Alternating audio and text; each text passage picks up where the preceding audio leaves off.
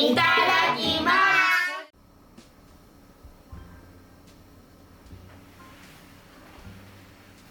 おはようございます。とうこママです。子供6人を育てる母です。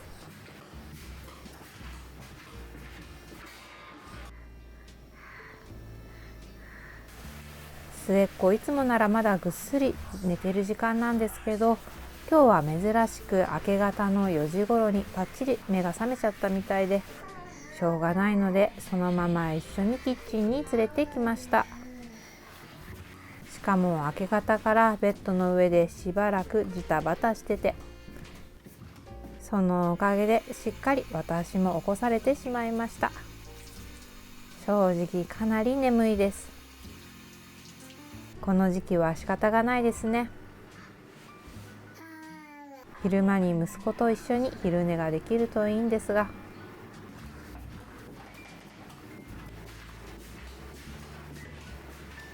今日の動画は育児に家事、仕事、子供6人を育てる私の一日を記録してみました。朝ごはんのお味噌汁用にいりこを水につけるところから始まります。お米は前の日に研いでおく日もあれば、朝バタバタしながら準備する日もあります。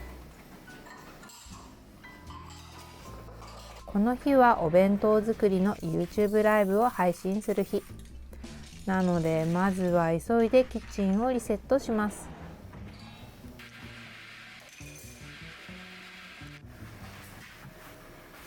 配信は週に数回、朝6時からしています。朝って家族がまだ寝ている中で一人でお弁当を作ったり、朝ごはんの準備をしたり、正直大変な時間ですよね。そんな朝の一人時間、一緒に頑張ろうねっていう気持ちで配信しています。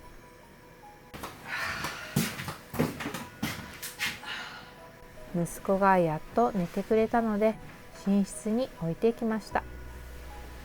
ほんとやれやれという感じ。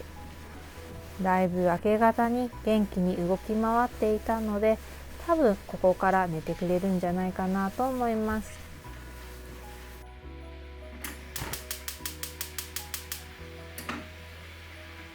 日中は汗をかくぐらい暖かくなる日もあるので、久しぶりに麦茶ポットも用意しておきます。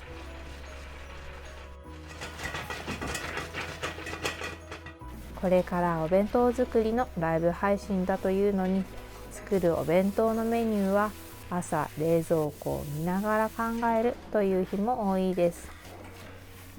今日のお弁当のメニューはささみのチーズピカタ、かぼちゃのカレーサラダ、白味噌で漬けた煮卵も昨晩作っておきました。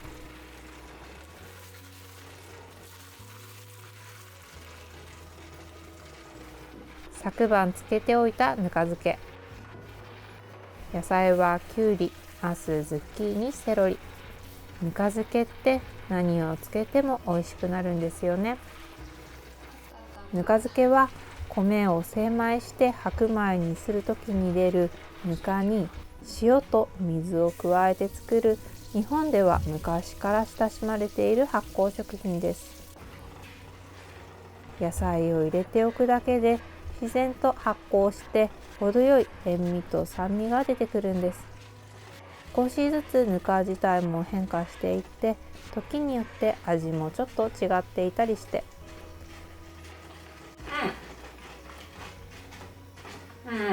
美味しい。忙しい毎日の中でもちょっとした楽しみの一つになっています。子どもたちの一番人気はやっぱりきゅうりのぬか漬けです。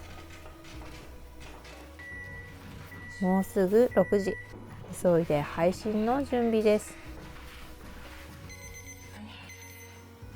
いつもこんな感じで一脚にスマホを取り付けて配信しています。日本語での配信にもかかわらず、最近は海外の視聴者さんにも見ていただいて嬉しいです。配信は日本語ですが、ライブ配信の後に自動字幕を設定しています。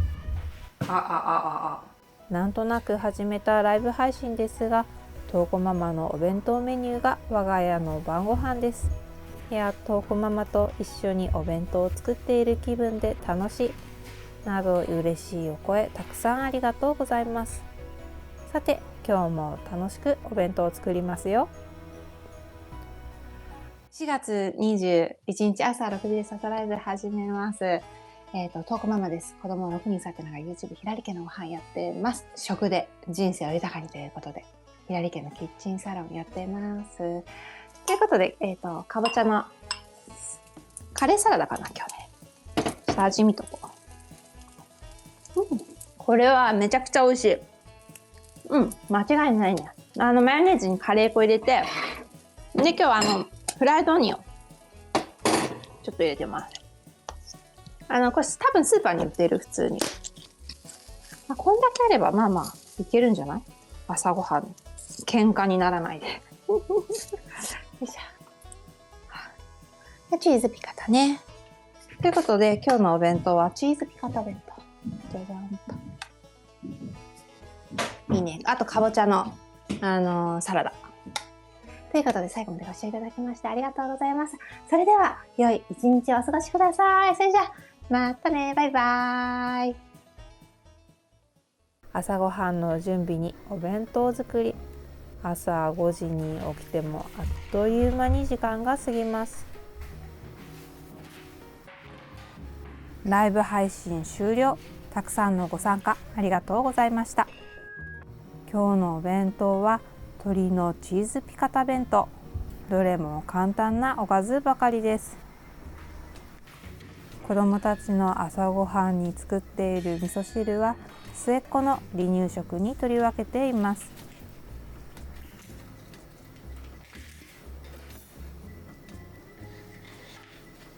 大根や人参などの食べやすい根菜類に豆腐、いりこだしで野菜を煮ているので優しい味わいです。白味噌で作った万能味噌で漬けたゆで卵の残りは朝ごはんです。お味噌を入れる前に末っ子の離乳食分を取り分けておきます。離乳食用にご飯を作る手間はなかなか取れないので、いつもこんな感じです。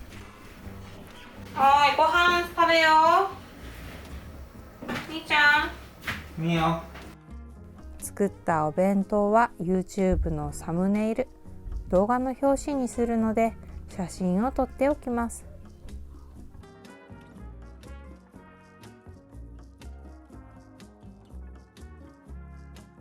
ちゃんと食べてって。すごいね。骨が入ってないやつ見つけた。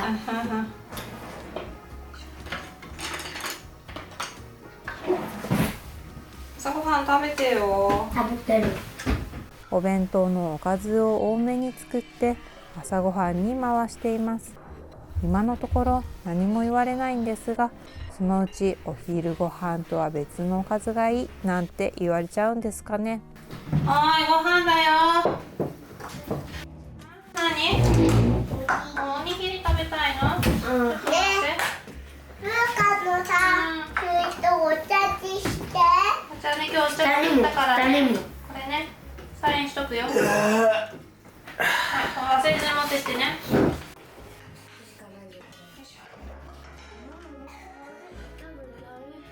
何よ？ご飯。食べていいよ。あ、ご飯ね。もうちょっと。このやつうまい。あ、そう、今日カレー粉入り。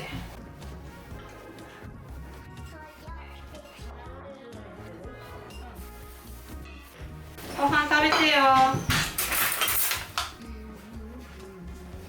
いってらっしゃい。重いじゃん。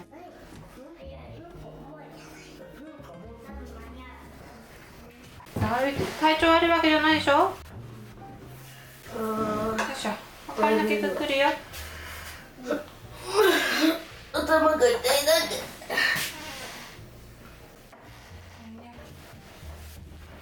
け。洗い物は溜め込まず、その都度するようにしています。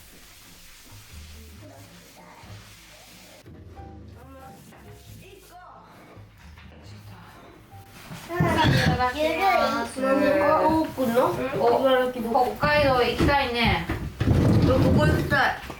今度ここ茨城からフェリーに乗って北海道に行ってみようかと思って、みんなで。どういうふうにこの辺からこう行って、で車でみんなで北海道を旅すると。札幌行きたい。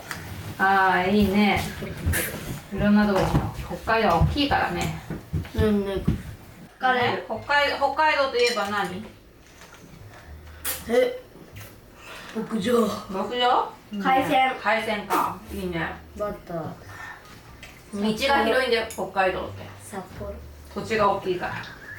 俺北の方行きたい。ね、お母さんも行ったことない。あ、何杯入れたっけ？今日？雨降らないんじゃない？わかんないけど。よいしょ、そろそろ行こうか。まだ眠たいね。ミルク飲んでるか。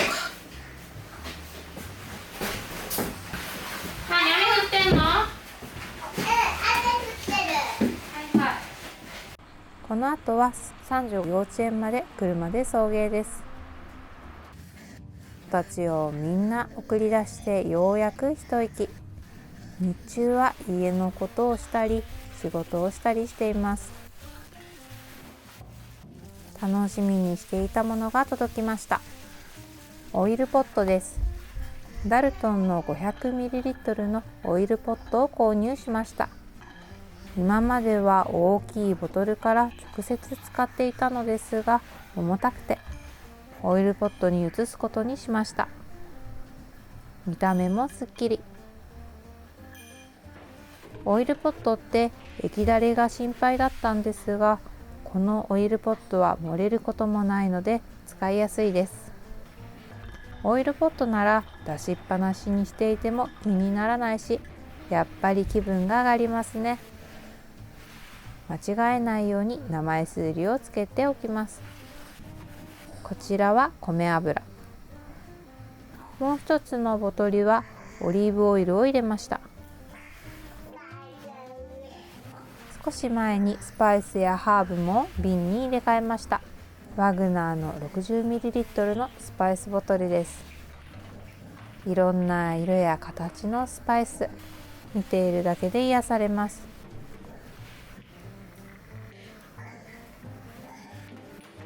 このワグナーの瓶、蓋の形が2種類あって、中栓がついて振りかけるタイプとガラス栓だけのタイプがあります。スパイスによって使い方がまちまちなので、これは助かります。同じような粉も多いので、Pタッチを使って名前シールを作ります。子供のお荷物のネームシール用として買ったんですが、こんなところでも活躍しています。スマホに読み込んで作れるのですごく簡単。透明のシールもあるので見た目の邪魔にもならずいいですよね。マスキングテープで簡易に名前をつけていたんですが、剥がしてこれに変更。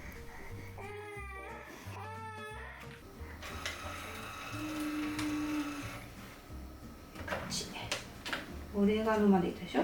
次はピンクペッパーにしようか。数が多いので頑張って残りの分も作ります。スパイス置き場はコンロの横です。我が家は賃貸なんですが、スパイスラックがもともとついていて、これすごく便利なんです。綺麗に揃うとやっぱり気持ちがいいです。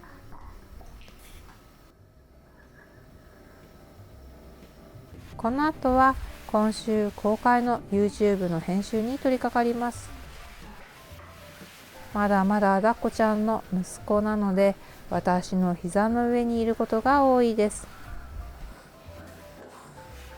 コードを引っ張ったりなかなか進まないんですが、こんなにべったりいてくれるのも今のうちだけですよね。よ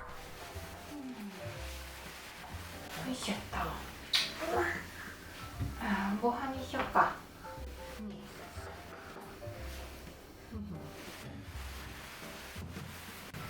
はい、マイマイするよ。やだ、太っちゃうの。前掛け嫌なの？しててよ。どうも前掛けは嫌なようです。9ヶ月の息子の離乳食の時間にします。おかゆはこんな感じで冷凍しています。メニューは朝ごはんで取り分けた味噌汁の具材と電子レンジで加熱したかぼちゃです。この抹茶、長女が生まれた時にいただいたミキハウスの離乳食セットの中に入っていて、6人目までずっと使い続けている神アイテム。野菜を潰すのにすごく便利なんです。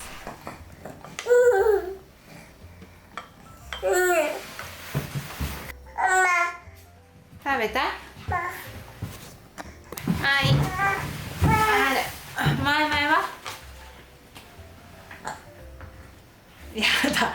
あ、そう。前は。はい、食べるよ。豆腐。あ。どう？おいしい。おいしい。かぼちゃも食べようか。はーん。おいしいね。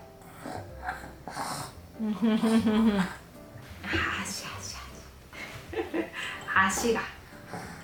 あれ。足が。おいしい。おいしいね。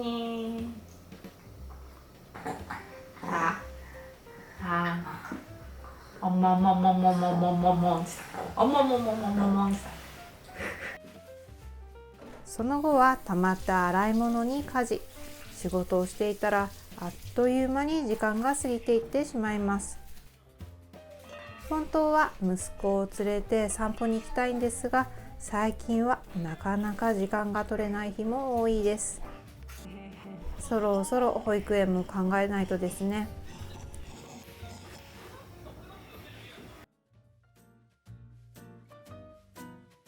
気がつけばもう夕方。幼稚園と学童、下の子たちのお迎えに行ってきます。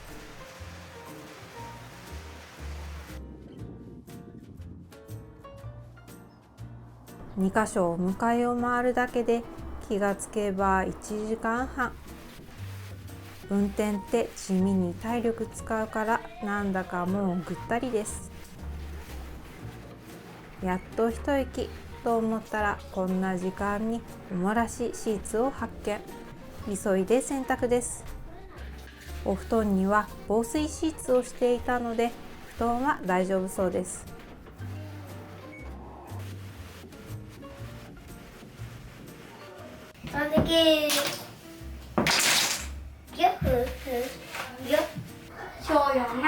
さあどうしましょうご飯ね。何？今日カレー。カレー？バウンド？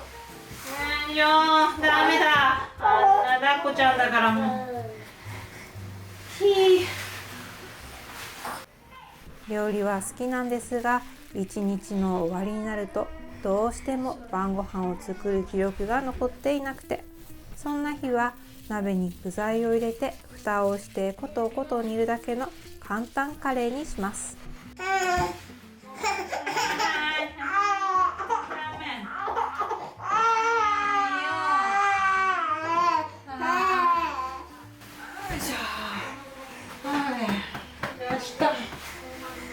またね。おかえり。ちょっと待っ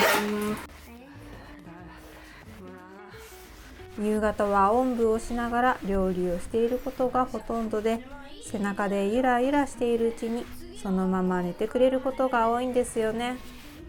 カレーって野菜を切るのが大変ですよね。玉ねぎは主軸にもなるのでたっぷり使います。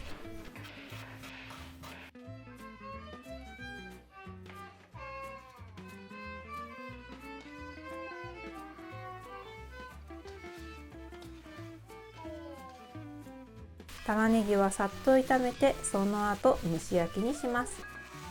少し塩を振っておくと水分が出やすいです。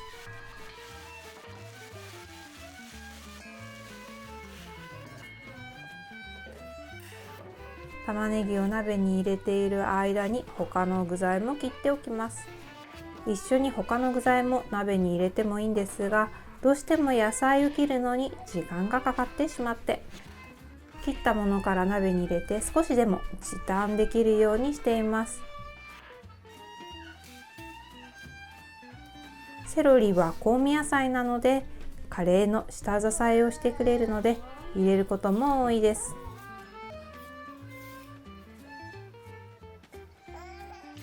これもサイズを合わせて角切りにしておきます。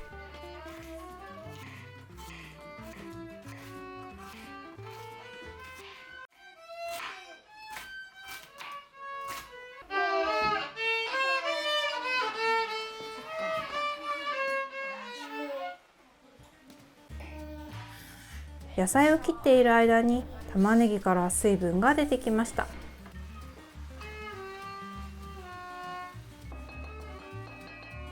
人参、セロリを加えます。にんにくと生姜も入れると美味しいです。普段はにんにく、生姜、玉ねぎは油で炒めてカレーの主軸を作るんですが、今日は手間なしカレー。材料をすべて入れて蒸し煮にします。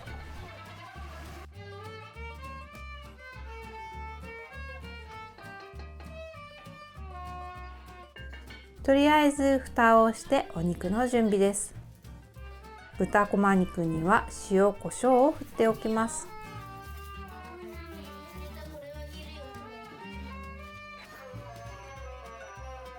野菜の上にお肉を乗せて蒸し焼きにしちゃいます。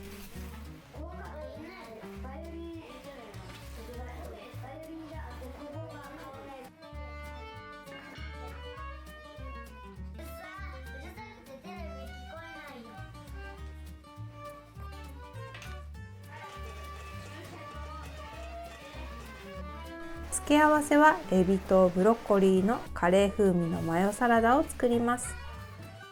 エビの旨味とブロッコリーの食感にほんのりカレーの風味。子どもたちが大好きなサラダです。はい、危ないよ。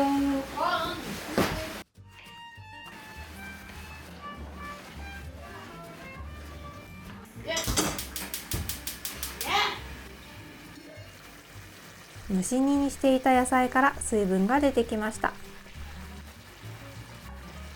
ここにお水を足します。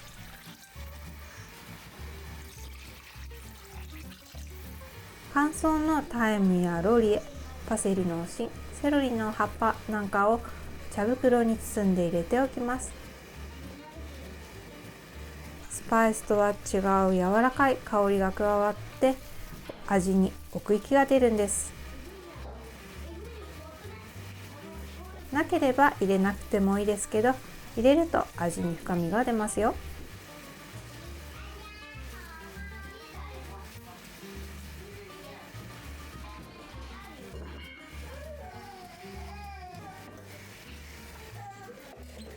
サラダのブロッコリーをまずはさっと下茹で。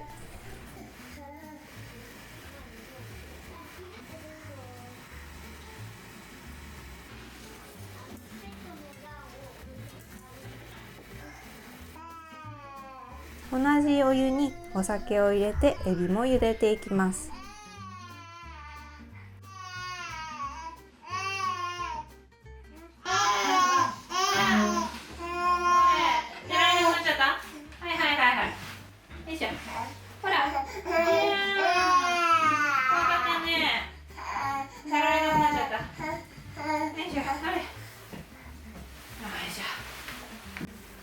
エビが赤く色づいたので引き上げます。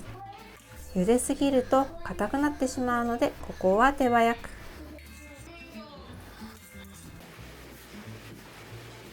重たいよ、もう重たい。いい。エビとブロッコリーのサラダにはゆで卵も加えます。ブロッコリーは房に水分が残りやすいので、よく払っておくと水っぽくなりにくいです。味付けはマヨネーズ、カレー粉を少し、塩コショウで味を整えて、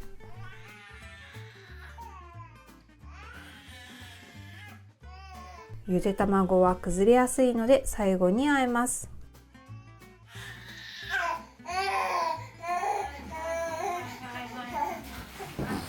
よいしょ。もうすぐご飯できるよ。どうかな。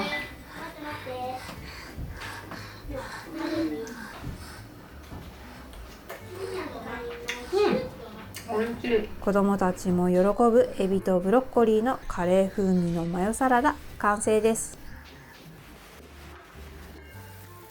カレーの方もそろそろいい感じ。24センチの鍋でたっぷり作っても最近は一晩でほとんどなくなってしまいます。子供たちの食欲、これからがちょっと恐ろしいです。スパイスからカレーを作る日もあるんですが、今日はカレールーを使います。カレールーってどんな作り方をしてもちゃんと美味しいカレーに仕上がるのがすごいところ。忙しい日にはやっぱり頼りになります。今日は甘口と辛口を少しずつ混ぜて、さらに何種類かブレンド。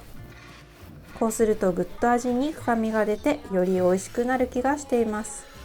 カレールーを刻んだら鍋に加えて、とろみが出るまで煮ていきます。仕上げにウスターソースを少し。味に奥行きが出て全体がまとまります。ガラムマサラは最後に。香りがふわっと立ってスパイス感のある仕上がりになります。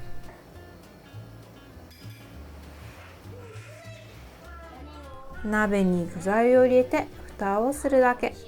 忙しい平日の夜でも手間なく作れるポークカレーの完成です。はーい、もうご飯できたよ。カレーのお皿出してね。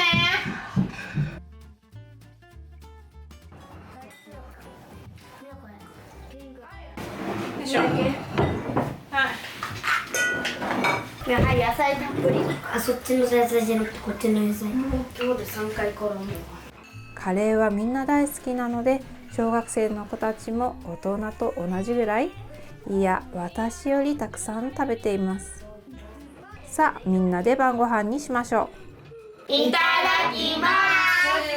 今日はカレーだよ。おいしい。いっぱいおかわりあるからね。オーストラリア大陸。一番大きい大陸いいよ、いただきます。あ、いいね、カレー。